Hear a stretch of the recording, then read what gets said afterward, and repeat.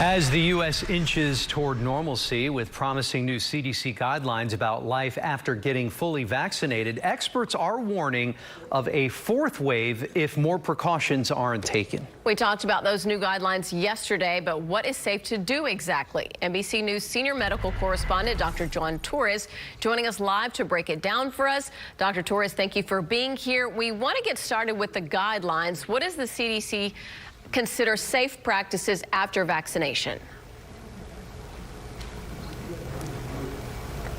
So you're right, the CDC came out with some specific guidelines, and they did it purposefully, making sure that we understood what we could do on the house level. In other words, individual people, what they can do instead of general recommendations. And what they said are three basic things. If you're vaccinated, hanging out with people that are vaccinated, then you don't need the mask, you don't need a social distancing, as long as it's small groups. But they also said these things are private setting type guidelines. In other words, inside your own house. The second recommendation was if you hang out with other people who are unvaccinated, if they're from a single household and you're fully vaccinated, then you can hang out without masks and social distancing. The specific example, grandparents hanging out with their kids and grandkids, then they can do that even if they're not vaccinated.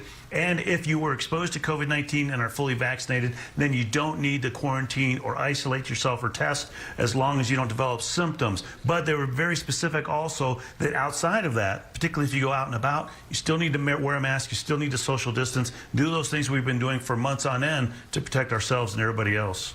So, Dr. Torres, spring break is nearly here. Then comes summer. Are there concerns about an increase in travel and how that will impact the fight against COVID? Andy, there are concerns about increase in travel, and what they want to avoid is the fourth surge. They want to make sure that we're not repeating what happened over the summer and fall when we had travel and holiday periods and then get surges right after that, particularly with spring break coming up. And what we know here is that the COVID vaccine actually protects you from getting COVID, the disease. What we don't know is how well it protects you from spreading the virus to other people. And until the studies give us more information, we think it protects you from doing that, but until we get that absolute information from the studies that we can get, we want to make sure we protect everybody. And that means, again, non-essential travel should be avoided, particularly going to different areas of spring break where there might be a lot of other people and people might not be masking or social distancing, and then you bring it back to your own home environment. Want to be extremely careful with that, Andy. So finally, what's the latest outlook for reaching herd immunity?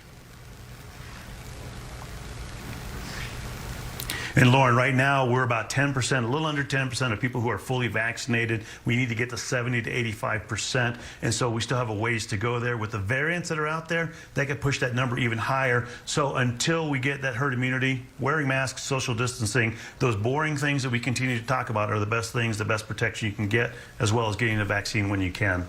Dr. John Torres breaking it all down for us. Appreciate your insight. Thank you so much.